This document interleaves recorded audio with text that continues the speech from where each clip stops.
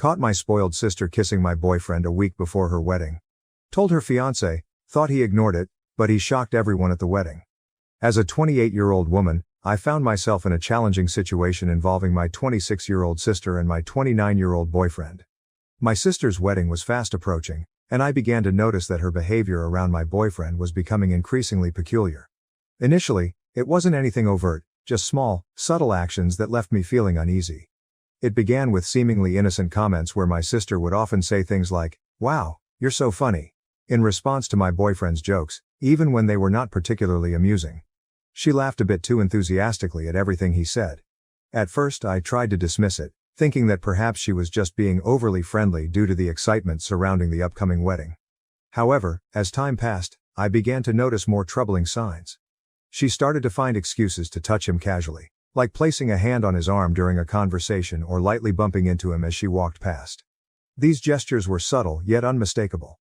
I also observed her eyes lingering on him a bit too long when he wasn't looking, which made my stomach churn with discomfort. One evening, after we returned home from a family dinner where my sister had been particularly flirtatious, I decided to talk to my boyfriend about it. I turned to him and asked, "Did you notice how Sarah was behaving tonight?" He looked at me with confusion and replied, "What do you mean?" I then explained the behaviors I had observed, the excessive laughing, the unnecessary touching and the lingering glances. He listened, but after a moment he simply shrugged and said, "I think you're overthinking it. She's probably just excited about the wedding. It's harmless." Despite his reassurances, I couldn't shake the feeling that something wasn't right.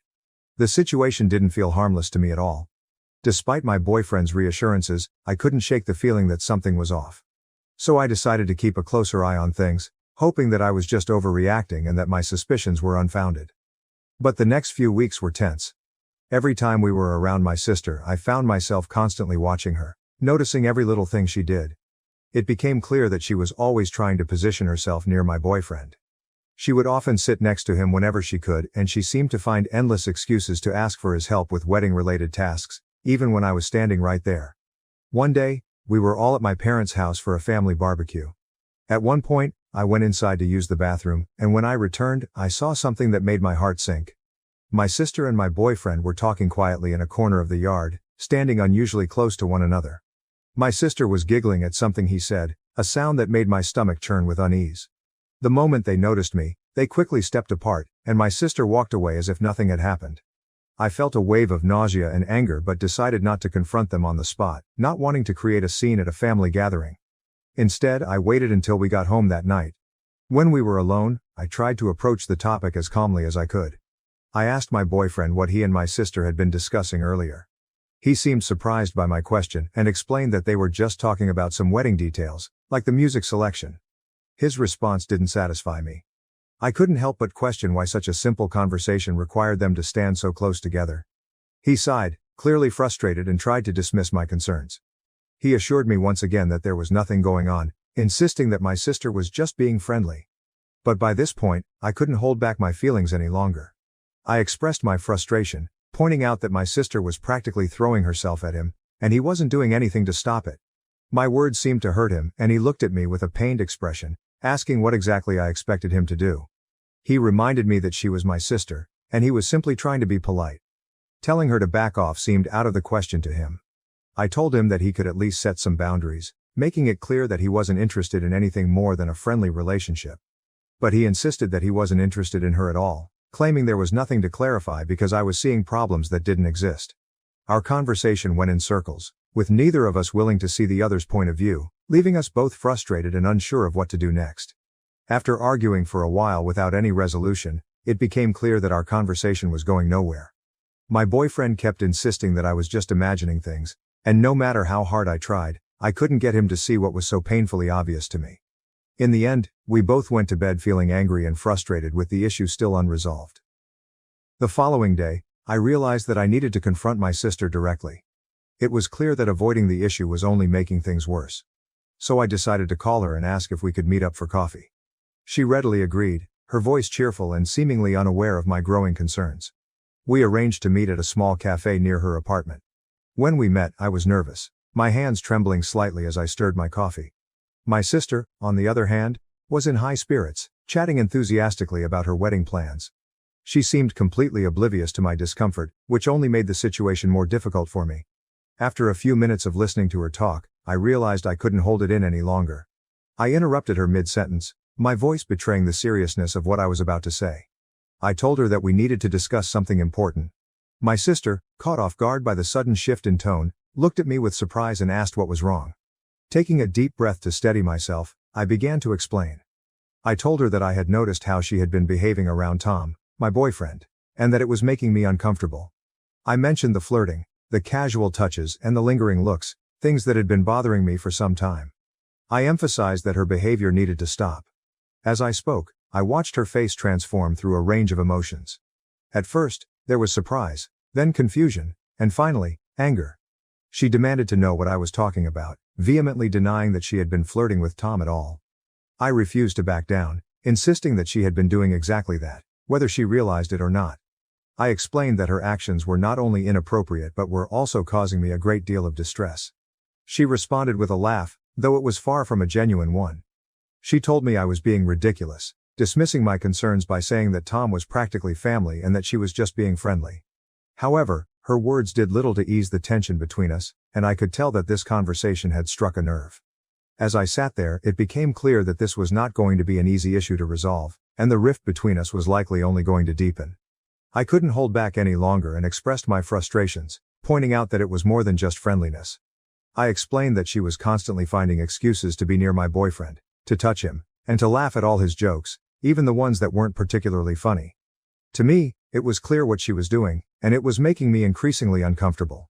As I spoke, I could see her face turn red with anger and disbelief. She was clearly shocked by my accusations, especially since they came so close to her wedding. She responded with a sharp retort, questioning my confidence and suggesting that I must be deeply insecure to accuse her of such behavior. Her words stung, but I knew I had to stand my ground. I tried to explain that my concerns weren't about insecurity, but rather about respect. I told her she was crossing a line that shouldn't be crossed, and that her behavior needed to stop immediately. Suddenly, she stood up, her chair scraping loudly against the floor, signaling the end of our conversation. She declared that she wasn't going to sit there and listen to what she considered paranoid and ridiculous accusations. She made it clear that if I couldn't trust my own sister, then that was my problem, not hers. With that, she stormed out of the cafe, leaving me alone with a swirl of emotions. I felt awful and began to question myself. Had I overreacted? Was I really just being paranoid? When I returned home, my boyfriend immediately noticed that something was wrong. He asked me what had happened and I recounted the conversation I had just had with my sister. As I shared the details, I could see the concern growing on his face. When I finished, he let out a heavy sigh and told me that he thought I had made a big mistake. He was worried that Sarah would be deeply hurt, especially with her wedding just around the corner. Feeling defensive, I asked him if he was taking her side. He quickly reassured me that he wasn't taking sides, but he expressed his doubts that Sarah had been flirting with him. Even if she had been, which he found unlikely, he believed that confronting her in such a direct way was not the best approach to handling the situation. His words left me feeling even more conflicted, unsure of whether I had done the right thing or not. As I felt tears welling up in my eyes, I couldn't help but ask, so what was I supposed to do? Just ignore it? The frustration and hurt were clear in my voice. Sensing my distress, my boyfriend walked over and gently wrapped his arms around me. He suggested that perhaps I could have handled things differently, that maybe I could have talked to him more about it first or approached Sarah in a way that was less confrontational. He expressed concern that now, with the way things had unfolded, Sarah was likely upset with both of us, and that this could cast a shadow over her upcoming wedding, making everything feel incredibly awkward. Feeling overwhelmed, I pulled away from his embrace and questioned him. So this is all my fault? I needed to understand if he truly believed that I was to blame for the situation. He sighed deeply, clearly struggling to find the right words, and explained that he didn't mean to place the blame solely on me. However, he did think that I might have overreacted, letting my emotions get the better of me. We continued to argue for a while, but it became evident that we were not going to reach a resolution. There was a clear disconnect in our perspectives, and neither of us seemed willing to fully understand the other's point of view. Eventually, he decided to go to bed, leaving me alone with my swirling thoughts and doubts. The days that followed were filled with tension. My sister had stopped speaking to me entirely, creating a painful distance between us. My parents, having noticed Sarah's distress, called me, wanting to know why she was so upset. I tried to explain the situation to them, but I could tell from their responses that they too believed I had overreacted. As the wedding day drew closer, I found myself increasingly uncertain about what to do. I was supposed to be a bridesmaid, an important role that now felt more like a burden. I wasn't even sure if Sarah still wanted me to be part of her big day. My boyfriend, on the other hand, was still invited, and he suggested that we both attend to show that there were no hard feelings. But the thought of standing there, watching my sister walk down the aisle while knowing how angry and hurt she was, made me feel physically ill.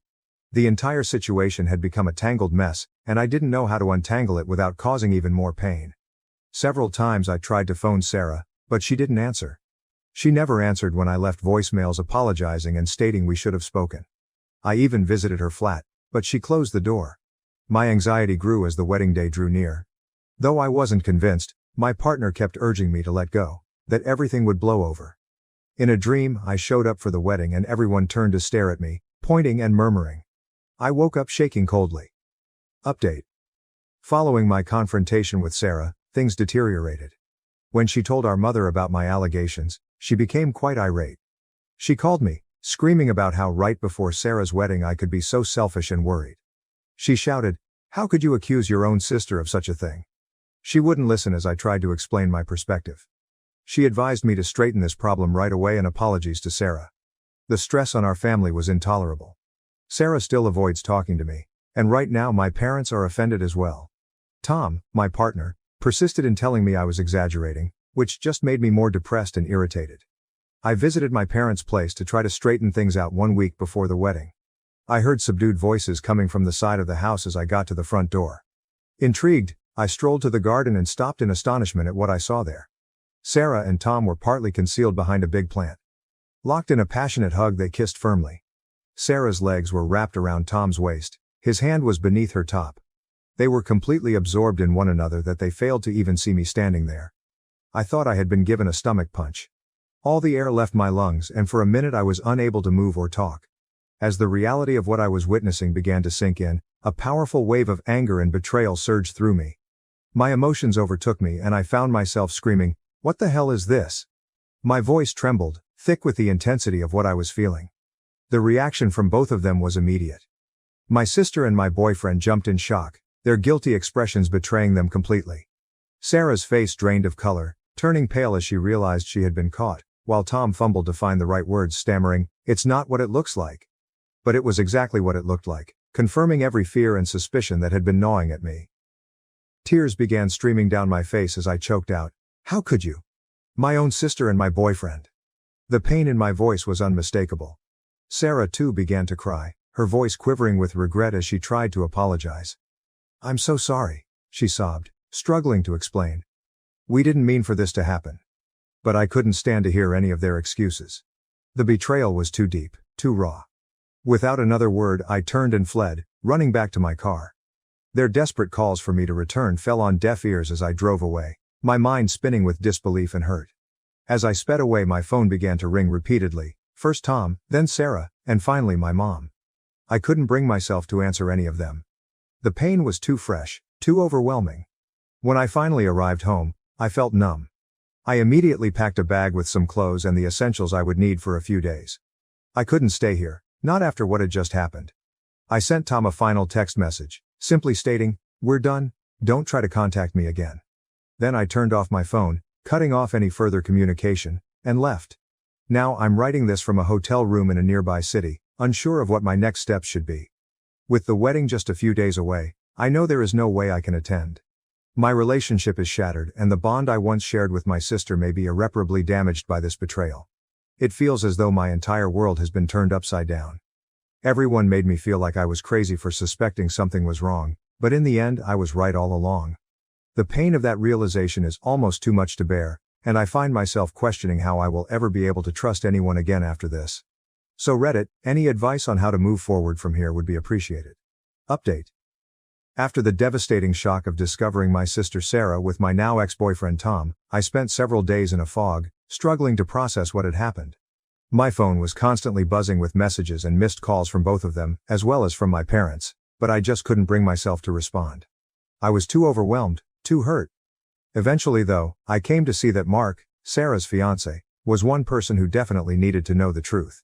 With a heavy heart, I made the difficult decision to call him. When Mark answered, I could hear the confusion in his voice. He asked what was going on, mentioning that Sarah had been in a terrible state, saying that I had disappeared and wasn't responding to anyone. Taking a deep breath, I began to explain everything to him. I told him about the suspicions I had initially had, how everyone, including Tom and Sarah, had brushed off my concerns, and then I described in detail the scene I had witnessed in my parents' garden. Mark listened quietly, not interrupting, only occasionally making a small noise to let me know he was still there, absorbing everything I was saying. When I finally finished, there was a long, heavy silence on the other end of the line.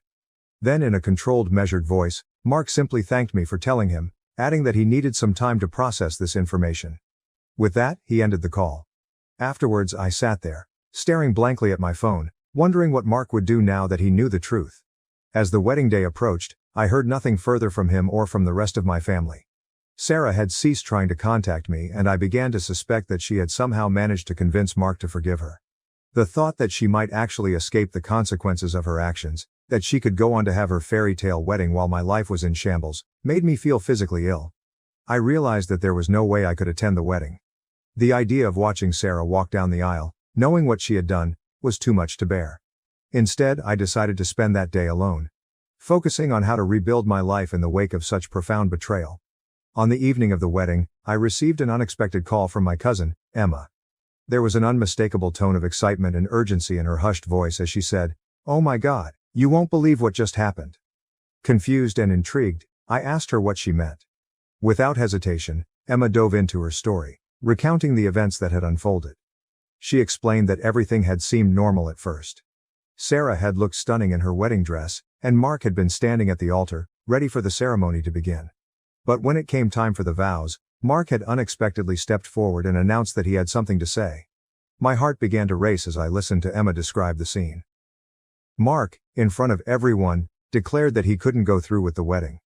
He told the guests that he could not marry someone who had betrayed her own sister and devastated her life by getting involved with her boyfriend. Emma continued, recounting how Sarah had turned completely pale at Mark's words. Then, to everyone's shock, Mark turned to my parents and apologized, telling them that they needed to know the real reason why I had distanced myself from the family. Emma went on to say that Sarah had started crying. My parents had been left startled and perplexed, and the guests had started whispering among themselves in an attempt to make sense of things. Mark had then walked out of the church, leaving Sarah sobbing alone at the altar.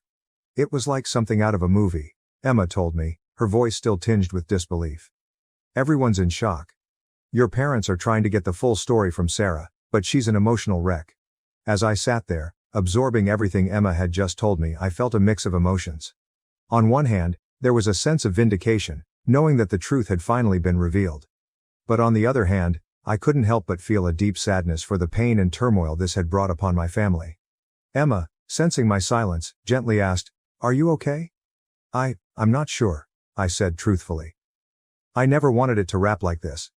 After a little more conversation with Emma, I hung up and sat silently attempting to sort things. Though at what cost, the truth was out. My friendship with Sarah broke, my relationship with Tom ended, and now my whole family was in crisis. I came to see that although the truth was now clear-cut, it did not instantly correct everything. Healing and regaining trust still lay a long road ahead. But I felt a little relief for the first time since this entire ordeal started. At least now, I could begin to advance free from the weight of silent facts dragging me back. Regarding what next, I'm not sure. Though I know I will eventually have to face my family, right now I am living one day at a time. If nothing else, this encounter has shown me the value of following my gut feeling and defending myself even in front of people who question me. To all who helped me through my journey, thank you. Your words of encouragement have more value than you could possibly know. And to others in the same circumstances, keep in mind. Rely on your gut feeling and resist being gaslighted into disbelieving your own impressions by anyone.